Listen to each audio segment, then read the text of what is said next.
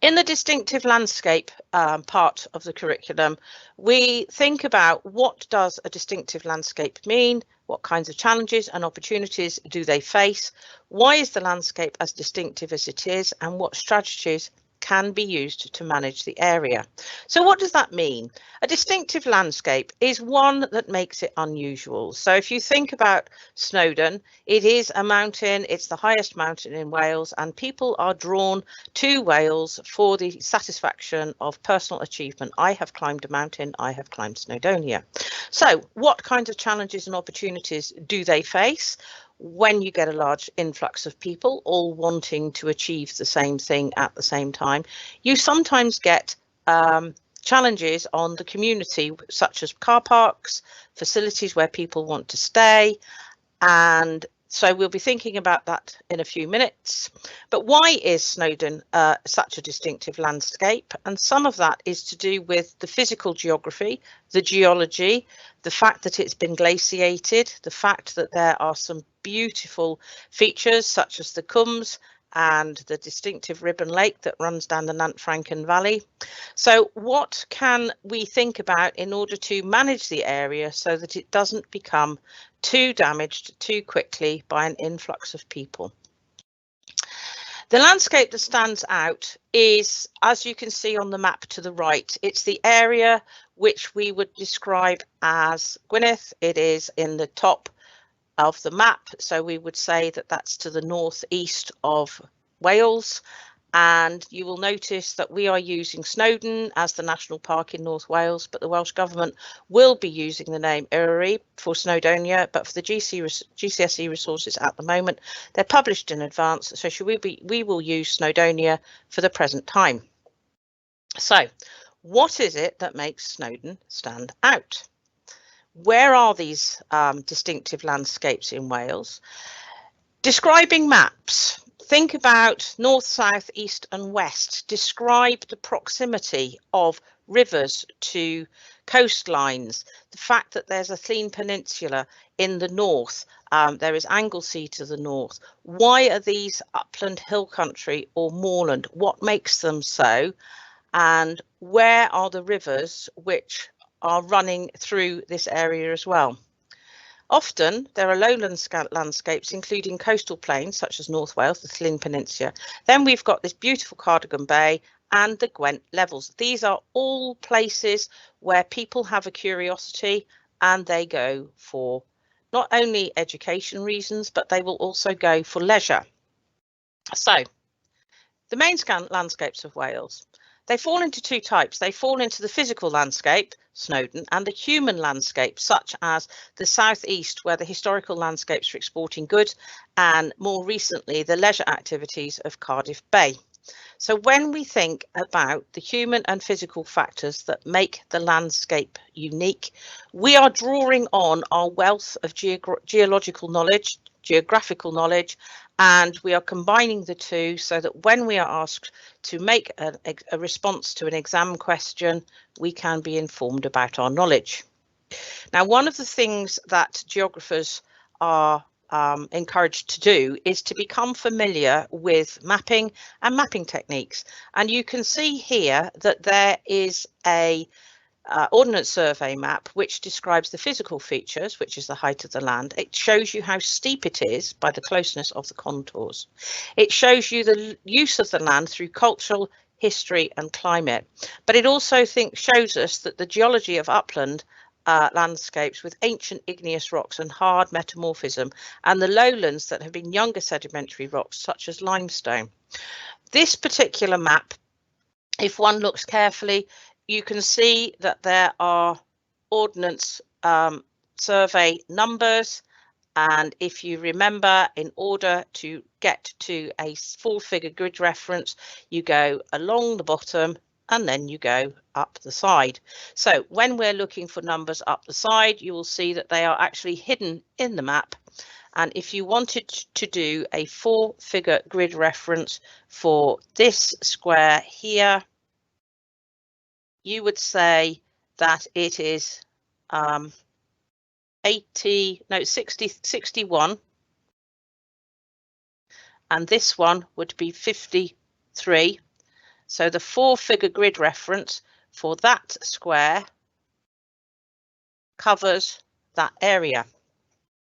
If you are asked to give a 6-figure grid reference, it would be more specific. So if we take another example of a 4-figure grid reference, you will see that at the top of Snowdon there is a point here which is a exclamation mark, and to give a 6-figure grid reference you have to be more precise. So when you have your 4-figure grid reference, you divide the square into smaller boxes, 1, 2, 3, 4, 5, 6, 7, 8, 9, 10, and you find the point.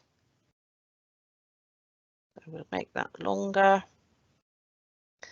And in your head, you don't actually have to draw this on the map. You can do it in your mind. 1, 2, 3, 4, 5, 6, 7, 8, 9, 10. So if we wanted to find that particular location, in our mind, we've drawn that and we say that that is probably about there. So we would say that the 6-figure grid reference would be 60. And then we go 1, 2, 3, 4, 5, 6, 7, 8, 9. And then we go, what's this one? And we find the next number, which is 56, 55, 54. Oh, 54. And we count up 1, 2, 3, and we say 3. So the 6-figure grid reference for the area that we were looking at would be written down as 60 for the square and 9 for the accuracy, or 8 actually, because it's the wrong side of the and so therefore we find that that particular point is 68, 54, 3, and you will find that you are asked in the exams to use the map, describe the landscape features, use the evidence from the map, give 4- and 6-figure grid references, look at the contours. Now this particular area here is so steep it doesn't have any contours. It's probably pretty much like that. So if you were going walking and you got to that area on the map, you would have a pretty steep climb. The wider the contours are apart, the flatter the area is. So there's a more gentle slope here. Look carefully for the contours which give you the height. They don't always run, you kind of have to trace them back sometimes to find the number, to find the height. Following a contour round, it gives you the shape of the land. Physical features on this map, we can see that there's a lovely ribbon lake here going down. We've got little lakes here, we've got lakes here, we've got mountains, we've got forests. So if they were going to ask you about physical features that you can see, mountains, lakes and forests, and again you can refer using a 6-figure grid reference or a 4-figure grid reference to say that they are where they are, but also you can name them. So the human features, the roads, the car parks and the residences. Here you've got a car park, so you could give a 4-figure grid reference for that. You could say that there is a small community here, and you are using the relationship between north, south, east and west. You are thinking about altitude, you're thinking about the geology, and you are thinking about why is the car park here, for example, and what is it about having the car park there that makes Snowdonia more accessible.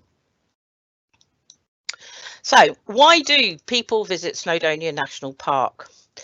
There's a thing called a honeypot. Now, the honeypot is the idea that bees swarm around a honeypot. It's a location that attracts a high number of tourists.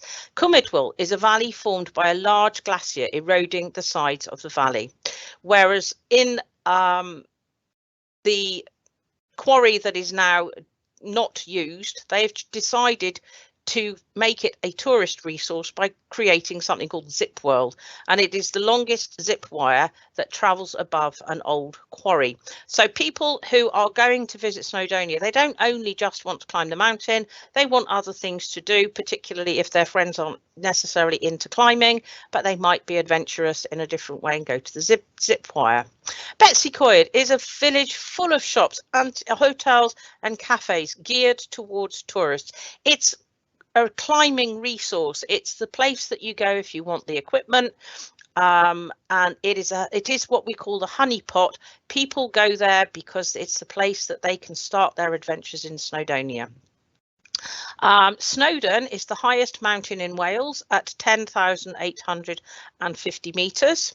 For those people who want to walk the personal challenge, they are encouraged to train beforehand, although there are, for those people who don't necessarily want to walk, there is indeed a train. So talking about your knowledge, thinking about how you can convey what you know to the examiner. What are the opportunities and challenges that Snowdonia faces? Well, when we go on holiday, we spend money. So tourists go to cafes, they shop, they go to hotels. So the businesses are a source of income, and then they pay their taxes to the council, who then feed the money back into the area to sustain the tourism. More people take part in outdoor activities such as walking, hiking, and therefore people keep fit. There are people who will travel 4 or 5 hours from England to go for a weekend adventure. There are students who are doing geology who will go to Snowdonia to find out about the glacial landscape. The council spends money on maintaining Snowdonia's walking paths because of erosion by tourists. Now, it is a fact that a footpath should be one person wide, but when you've got hundreds of people walking up the mountain, what they have done is that they have invested time and money into creating a safe walking experience. So there's many steps. There are areas which have been secured and made safe, because not everybody is a climber who climbs Mount Snowdon. Some people are walkers and they take it slowly, but they are cared for by the council who put in the investment to the paths. 600,000 people climb Snowdon every year. So 600,000 people put money into the local economy, even if it's only buying an ice cream from the local man when they've come back from their walk. It's money into the economy. However, with people, there comes damage. So there's a greater amount of rubbish, which might ruin the view, and it might cause harm to animals. The tourists spend money in the cafe, shops and hotels, and so they pay more taxes, and then they think about improving the area. Now, one of the consequences of so many people visiting such a honeypot is that there is ad hoc parking. That means people try and squeeze on the side of roads, and they don't think about the people who are coming behind them. They don't think about the emergency services that might need to access. So car parking is quite a serious concern in this area at the moment. But jobs are available because people do need support sometimes. So they have been, so you'll get local people who will show you around the area. They will guide you up the mountain, and they will show you where other activities such as Llanlyn, Bala and Zip World in Llanrwst are, so that when you go, quite often you don't just stay for a day, you might stay for 2 or a weekend. The opportunities and challenges that face Snowdon. You could change the question from not to Snowdonia. You could change it to a coastal landscape such as the Slien Peninsula. But for today, think about the words, think about the questions. It's asking you to evaluate. It says, what are the opportunities? So let's think about opportunities, challenges, Snowdonia. Evaluate the effects. Evaluate. Now, whenever I see the word evaluate, I think to myself, you've got the scales of justice where you have to present one thought, another thought, and you think about the scales and you reach a conclusion. When you start a conversation, it doesn't mean to say that you have all the information. It might be that you write an answer and you suddenly go, do you know what? I actually am going to go with that. So I'm going to think about the effects of tourism on a specific area that you have studied. Where it says here, specific area, you are going to have to name the area that you have studied. So you're thinking about applying your knowledge and understanding to interpret, analyse, evaluate the geographical information and the issues to make judgment. The powerful paragraph. Evaluate the effects of tourism on a specific area. Then you need to think about your opening sentence. So an opening sentence might be that Snowdonia National Park is in the northwest of Wales, in the county of Gwynedd. So that gives you a sense of location. And then you have to think about the points to include in the body of the paragraph. Now, if you've done your revision well, you will have possibly thought about the points that you're going to include. So there are both positive and negative effects to be seen in the distinctive landscape of Snowdonia National Park in North Wales. The positive. So let's think about the human factors that we've seen. We've got money in, and we've got which would provide jobs and leisure activities. So are they positive? Are they negative? Think about, we talked about human, we talked about car parking. I said that there might be a problem with car parking, and we also thought about rubbish. Those are human ones. You could, if you wanted to do two humans about jobs and money and car park, and put them into one bit. And then you could say about the physical landscape, because the physical landscape it suffers from erosion and needs to be maintained with the money that comes from the human visitors. So you then need to think about how you're going to put those marks into a sentence. Choose a sentence that summarises back to the opening sentence, so we can see that Snowdonia, there are mainly positive economic effects and negative environmental effects. So erosion would be negative, rubbish would be negative, but income and money in is a positive thing. So do you know what the meaning of a distinctive landscape? It's the one that draws people to visit them when they have leisure types. What kinds of challenges do distinctive landscapes face? They always fall into human and physical, right? So you have to think about space, and you have to think about time. You can think about the money that you're putting in. And how does an area like this attract visitors? It is such a unique experience to be able to travel up to North Wales and spot that mountain in the distance and know that that is your destination. There's nothing like that when people travel from the south of England. That mountain inspires. Okay, so it's an inspiration. It gives people a sense of achievement, and people often go back more than once. Why is it distinctive? Geologically,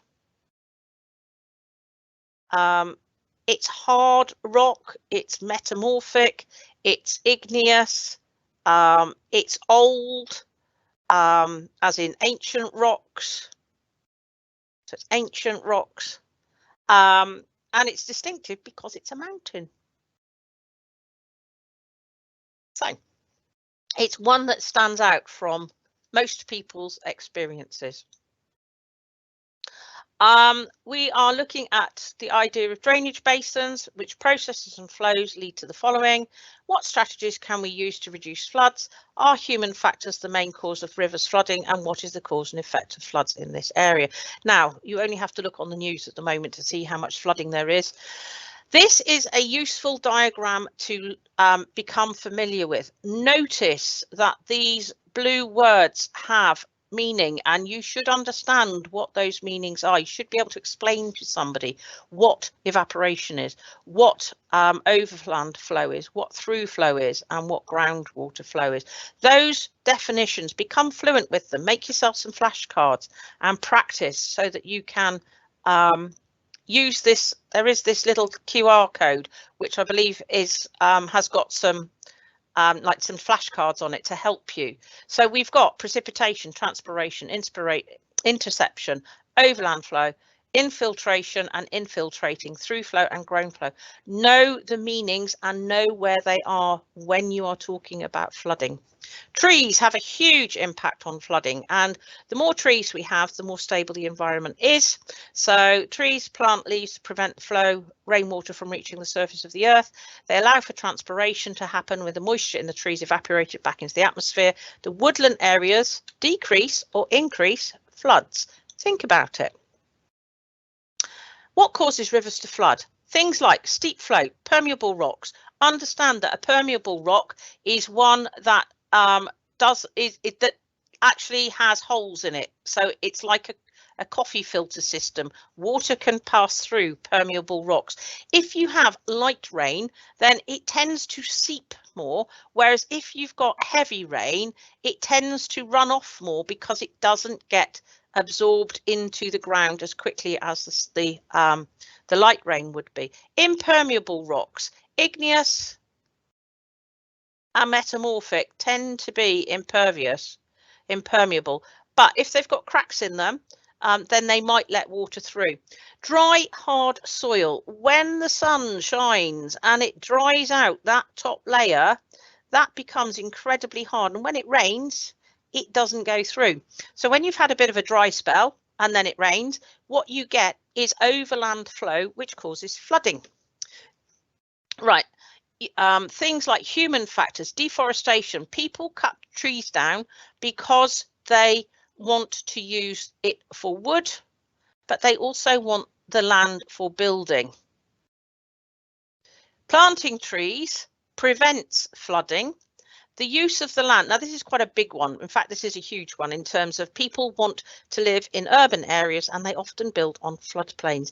Take a close look when you are looking at your revision at the influence of urbanisation. Look where they're building on floodplains and think about whether you would like to live on a floodplain, knowing that there's a hazard that it might flood.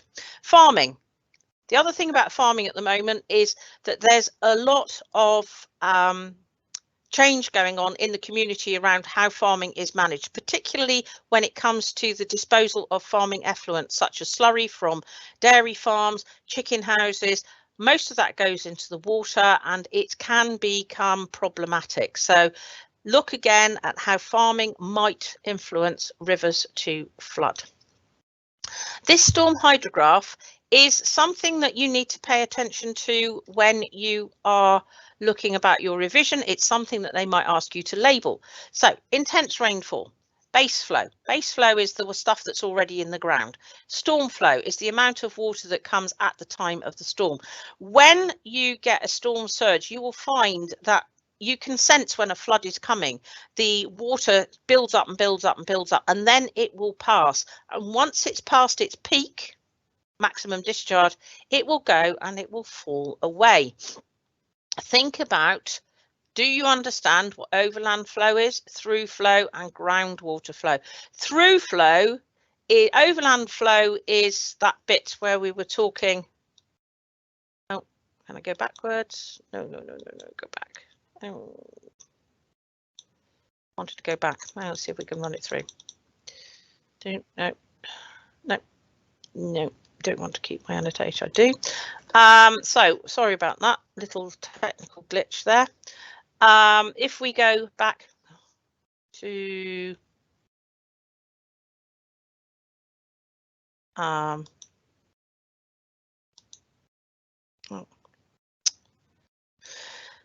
I think that's the end one, actually.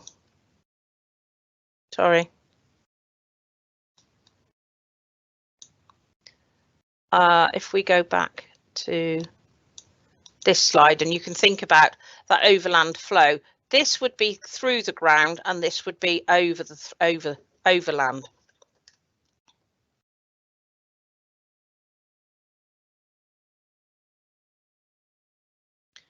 Oh, come on.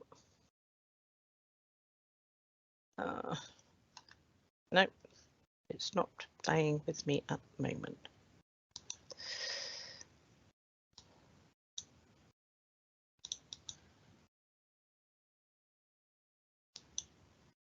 Come back.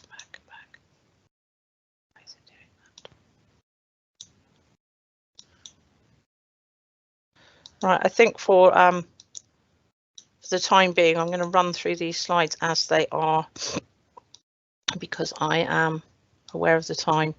So you have been asked here on this, how will storm hydrographs look different? When you've got a massive amount of rainfall, you get this huge peak because there's a lot of rain in a short period of time. But when you have a gradual, you'll find that the ground can accommodate the amount of water that it has to absorb. So this idea of thinking about these points, the farming, the use of the load, the dry hard soil, the impermeable rocks, all of those things can influence what the hydrograph will look like. And think about it and do yourself a mock answer where you can include all those words. Knowledge and understanding, use of the land, permeable land, more permeation, less permeation. Oh, this is where you think about whether it's more or less, the effect of the shape of the hydrograph. One ascends gently, one is quite steep. The peak is the smaller time delay. So it is predictable these days when storm surges are going to run through a town. The causes and effects of floods in this area. There's a case study here of the Lake District in 2015. You've got the causes, the social impact, the environmental impact, and the erosional impact. Now, the thing about floods is that originally rivers were allowed to flood because they silted the land. So we've got two ways of coping with flood management. We've got hard engineering, which you can see dams, flood walls, building rivers embankments, straightening rivers so that when the water comes, it flows through very quickly. And sometimes they're really expensive and sometimes people do it without asking and then they get in trouble with the environment people because there's always consequences to when you manage a river upstream, the water's being passed downstream and people further down might find that they're being flooded when 12 months ago they weren't, and it's because somebody higher up the stream has straightened it. So hard engineering, think about the pluses, think about the cost. It's always expensive when you put any alterations in.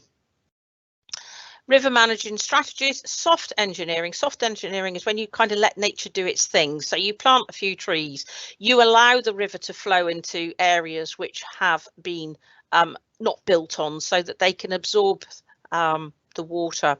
You can do several things, working with the natural processes with rivers to control the risk of flooding.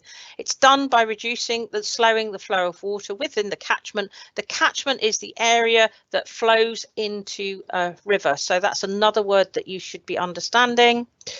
Soft engineering, trees. If you don't do anything, nature will find a way of balancing itself. So nature, it can be cheap to arrange. It's better for the environment. You can plant trees. Lots of people like volunteering to plant trees. It's a healthy weekend. It's a knock on, if you like, to people wanting to do volunteering and getting out and being fit. Sandbags are not strong enough to prevent the flooding, and planting of trees takes years. So the impact is not immediately obvious, but time changes lots of things. Should we control rivers and develop on the floodplain? Think about the advantages and disadvantages. Fill in that table carefully. Think about whether the building defences is good. Certainly when they were building in North Wales in a place called Ruthin, they built on the floodplain and sure enough, a few years later, it flooded. Should we control our rivers and develop on the floodplains? You have to discuss. You have to think about the pros and cons. You have to think about the need for housing. You have to think about the need for somebody to leave. So there are words here that difference. You've got explain, you've got discuss. What are the advantages of soft engineering? What are the disadvantages of hard engineering? Look at the words and use should we control, right? Another word for control is management.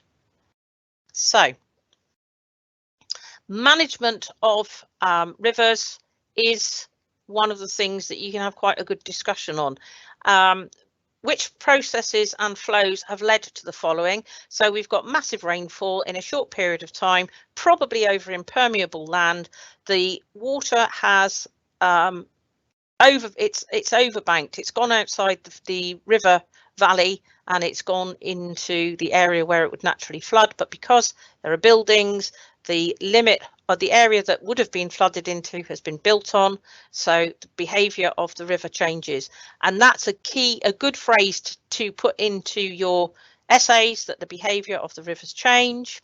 Human factors are the main reasons that have led to rivers flooding.